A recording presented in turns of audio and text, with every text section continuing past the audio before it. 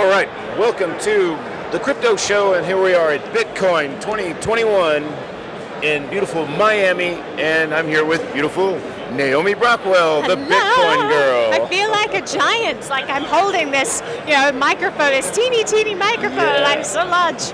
Does anyone know you here? I mean, other than the people that we know, or because there's like a billion new people here. When I walk through this crowd, I may see 10 faces I know. Yeah.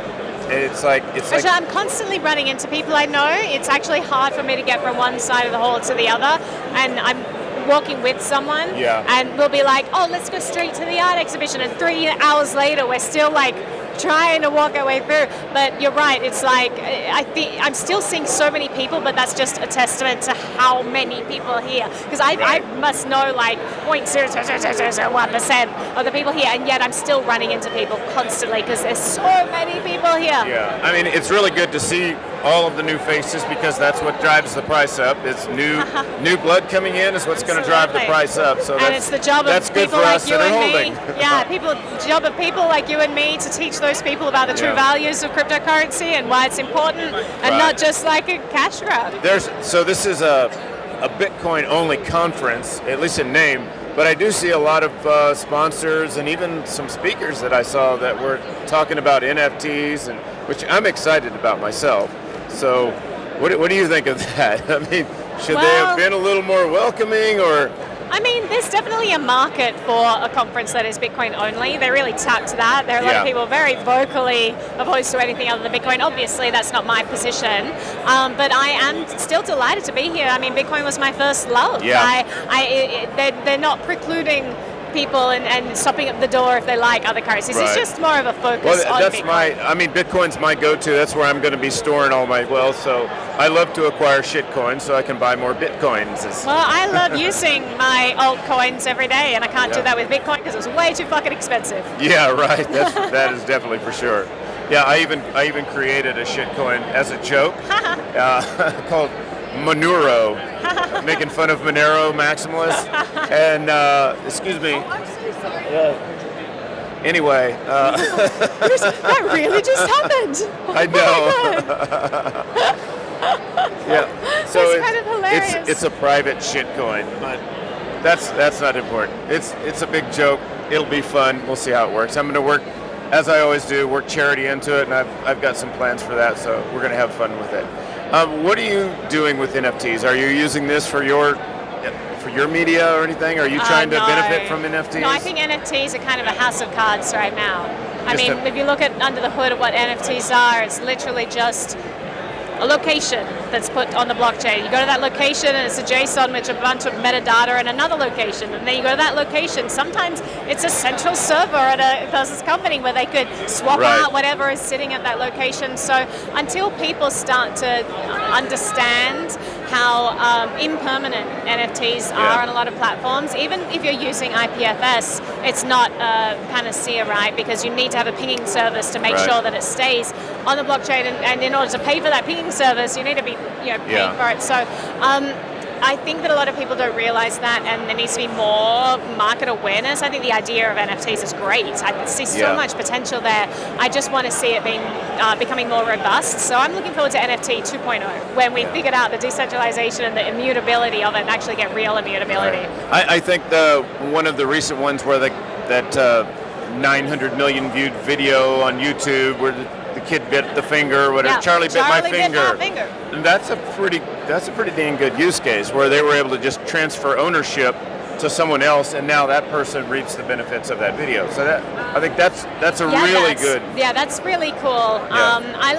That's what I like about NFTs, is that you can bake in royalty and profit share into it with a transfer, and every time that artwork gets sold, a little bit goes back to the original creator. I still think that no one sees it. Are we invisible? We're invisible. Hey, can you see us? Are we here? Hello? Can you see us? Hello? Okay. Yeah, we're here. Cool. Just making sure we're here. No, we're not just people keep walking in front of Well, let's be more vibrant. Let's be like, hello. So I'm going to here to talk about Bitcoin. I'm going to do an NFT experiment while I'm here. I'm going to go down to the homeless district, of course, and we're going to find a guy homeless guy who has a phone, set him up with a wallet, do a little video thing with him, tell a story, just a short clip, and then NFT that so that the funds would go to him. Interesting. Just kind of a thought experiment to see how that works. Excited to see how that turns out. Yeah. And we'll give it to some influencers and let them pump it on Atomic Marketplace and see if we can get as much money as possible for this guy. See how because could you imagine, say in Venezuela or whatever, well, people in Venezuela could just throw up a little video as an NFT and then put it out on the market and people could just help them. I think it's a good use case. We'll see where it goes, but I'm not a professional. I don't code. I don't do anything. I have my son to check my email for me. So, what do you see going forward as far as pricing and everything for Bitcoin? I never make price predictions. No price. I don't think anyone knows. It will go up and it will go down.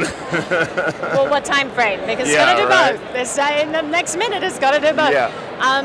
We're seeing continued printing from the Federal Reserve. It's unprecedented how much money is being printed. And so as long as that continues, otherwise I would have looked at this market movement and said, well, that's the end of the bull market. But the government is not slowing down their money printing anytime soon. So as long as the value of the US dollar keeps going down, then anything that's considered a hedge against inflation is going to go up. So gold's going to go up. You have things like Bitcoin, which is more of an on-risk asset, maybe more similar to copper. It's going to go up. So it's, it is interesting that we now have this new asset class that is considered a safe haven in a time of potential economic crisis. So I'm just very grateful for that, because I'm not here celebrating the prices going up. I'm not one of those people who's like, whoa, we're all buying Lambos now, because all I can see when I see these rising prices is just another inflated bubble, all over in the economy. I just want to upgrade my Yugo. Yeah, excuse me. Jesus, guys. I must have picked a bad spot. You did. So yeah, all I could see you need to turn that into a GIF. Excuse me. Next person, I'm going to do a kung fu chop. All right, okay. I am going to kung fu them. I'm going to stick out my foot. I'm not even going to say anything. I'm just going to chip them up and be like, yeah, how you like them apples? Anyway, so what were we even talking about? Bitcoin Lambos. Yeah. So I see inflated markets all over the place. If you look at the price of lumber, if you look at the price of crypto, houses, pick an asset, and it's all inflated because we've had unprecedented money printing. And so I'm scared about the future. Most people are not in cryptocurrency. Yeah, they're going to be devastated. Crypto's not even going up that much because the dollar is just going down. Well, it's not. I don't think it's going up at all. I think the dollar is going down. I think inflation is rampant. The numbers that came out last month were higher than they even expected. And they were expecting 3.6 or something. And so I think that it's important to keep that in mind. Not thinking you have more wealth than you have just been blowing it around. Safeguard for the future. And there's going to be a lot of devastation. A lot of people are going to be hurt by this, and we need to brace ourselves for that future where so many people are kind of going to be destroyed by the debasement of the money. I know that you got a lot of stuff to do, so I don't want to take up too much of your time. But and you're just scared someone else is going to walk past here. I'm afraid I'm going to have to kick somebody's ass. Where's the next person coming? But so what would be, of anything that you've seen here, does anything excite you? Any of the new products or any projects? Probably not here that I've seen, but definitely in the crypto space at large, really excited. ThorChain is number one on my radar right now. ThorChain. ThorChain? So excuse me. Yeah, thanks, man. No problem. No, stand right in front of the camera. Who is this guy? Assault! Assault! Get her! Security! She attacked me! It's almost a feature instead of a flaw at this point. We're just going to have to do a supercut of everyone walking past.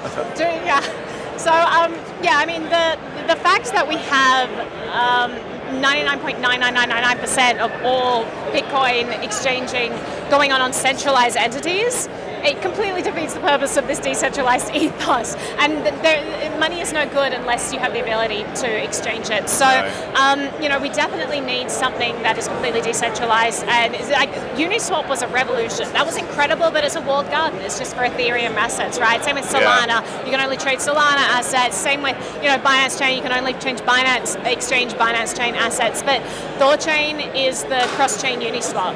And so now that we're starting to excuse me. Oh, that's okay. So now that we're starting to, I'm getting angrier and angrier the more. God, I'm such an asshole in this video. You're gonna post this, people will be like, "Geez, I'm just sticking my leg out. Yeah. My leg's out. Whoa!" See, it worked. Did you see He's smart. that? Yeah, he's a smart guy. I just kung fu'd that guy. I am a problem solver. Awesome. Anyway. My lovely leg. I'm hearing more about, I didn't know about ThorChain, and I'm definitely going to be looking into that. Completely decentralized. You can add any coin you want to the network. It's not run by anyone. So I just find it fascinating, and it's absolutely the next thing in terms of decentralization, because we haven't figured out decentralized exchanges yet. Right. You've had examples of them in the past that have very limited liquidity. And this is you could earn interest. You could earn, even if you didn't want to deal with ThorChain or any of the stuff on the surface, you could just put your Bitcoin in, and you can earn yield on it. You can be earning an interest percentage on your Bitcoin. That's incredible. That's a game changer. Yes. And you don't even have to deal with Rune token or anything. You're literally just putting in Bitcoin and receiving Bitcoin back. So it caters to people who are Bitcoin maximalists. It caters to everyone. It really is just a cross-chain facilitator. It's really exciting. Well, thank you so much, Naomi. Yeah. I will let you go this because I know you had places to go and I nabbed you up the last thank you so much for having me on the show. My leg is still out. Did you see? I just someone came past and I was just like, ah. We're kicking ass and taking names over here. Yeah, let's see if this guy comes to walk past our camera. Like, what are you doing, sir? Come though, jump! It's my favorite people. Yeah. Natalie, right? Yeah, this is Natalie. So nice to see you. Yeah, get out of here, big boy. All right, thank you for having me. Okay. You can have back your microphone. Okay.